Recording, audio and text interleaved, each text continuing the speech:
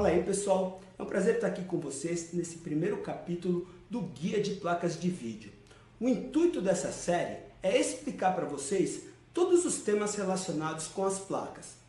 Temperatura, refrigeração, sistemas de alimentação, as diferenças entre eles, o chip, as memórias e tudo que tiver relacionado.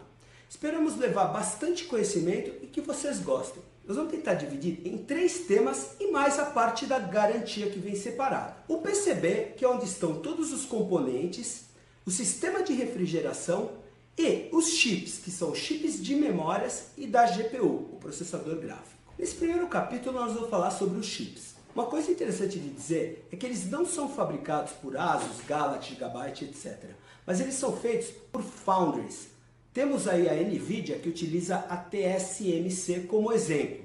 São empresas gigantescas que trabalham aí com altíssima tecnologia. Da mesma forma, se a gente estiver falando sobre os chips de memórias, eles vão ser feitos por Hynix, Micron, Samsung, mas eles não são feitos pelos fabricantes. Então, os fabricantes de chip não são os mesmos fabricantes que vendem as placas de vídeo. Temos também outros tipos de memória aparecendo por aí, como HBM e HBM2, mas ainda não tem um volume significativo no mercado. Então a gente vai deixar para falar deles mais para frente. Essas foundries fabricam o chip de uma maneira bastante interessante. Geralmente, no caso de processadores e placas de vídeo, são bolachas de 30 centímetros de silício. Eles são nomeados de waffles. E eles são litografados. E daí vão sair os nossos processadores da Intel, da NVIDIA, etc.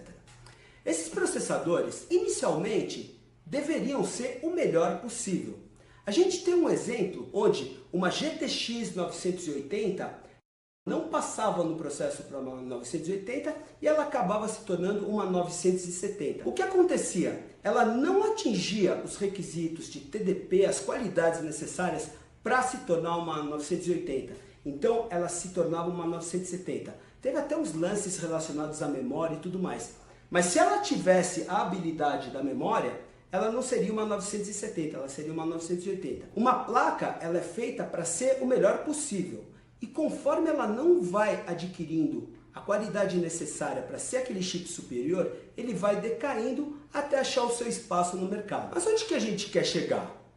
Quando a gente pegou um determinado chip classificado, vamos supor uma poderosíssima GTX 1080 Ti.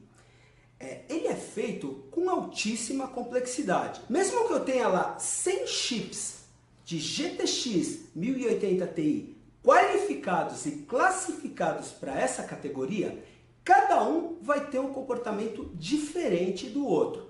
Por quê? Exatamente pela complexidade da fabricação dele e pela sensibilidade de cada um deles. Então, eles são processos de milionésimos de milímetro. Você pega 1 milímetro, que é nada, divide ele em 1 milhão e você vai ter um nanômetro. Aí você tem um processo de nanômetros. Então, é uma coisa assim de extrema sensibilidade. Por esta razão, cada placa tem uma temperatura diferente, um comportamento diferente, uma elasticidade para overclocking diferente.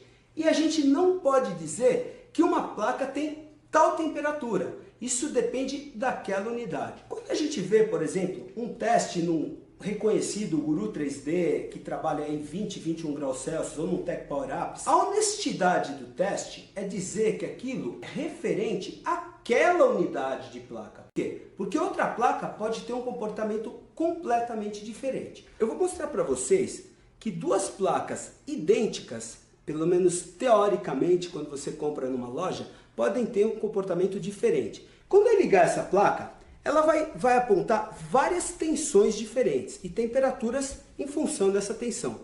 Essas tensões, elas variam na parte da leitura da BIOS, em idle, quando ela está relaxada sem fazer nada, e também quando ela entra no 3D.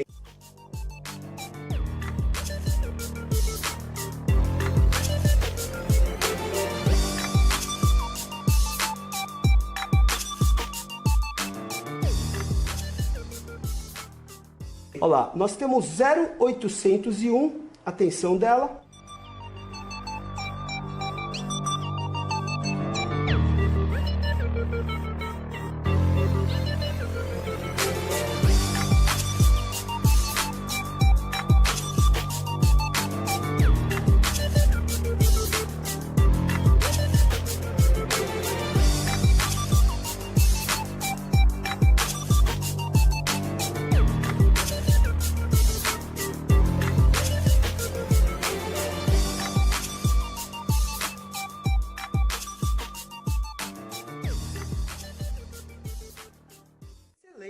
placa. Agora vamos ver. Vou desligar estilo raiz, não tem Nutella aqui.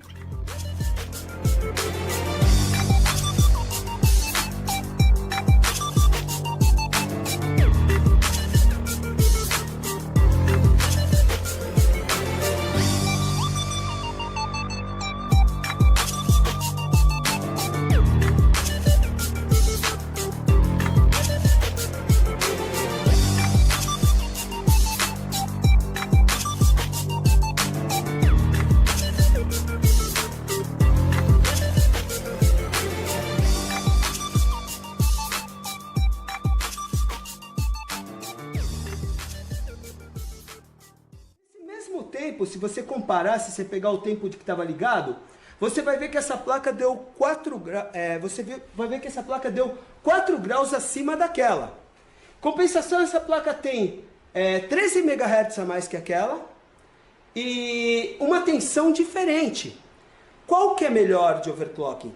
Os fatores indicam que a que tem a tensão mais baixa é melhor, mas pode ser que isso não seja verdade. Por quê? Porque a gente só vai saber sobre a sensibilidade de cada uma executando o overclocking. Então, muitas vezes, a placa ela tem um ASIC muito alto, ela tem uma tensão muito baixa, mas ela também é muito sensível. E qualquer modificação que você faz com que ela não consiga segurar a diferença de frequências e o dinamismo da temperatura com a tensão. A gente tem aqui ela em 43 graus. É uma diferença bastante razoável em relação da outra que tinha estabilizado com 38. São sim, aí 44 agora, 43, 44, aquela começou a fazer 37, 38, essa está fazendo 43, 44, é provável que ela estabilize dessa maneira, tá? Vira para mim para eu concluir isso daqui. O que quer dizer isso?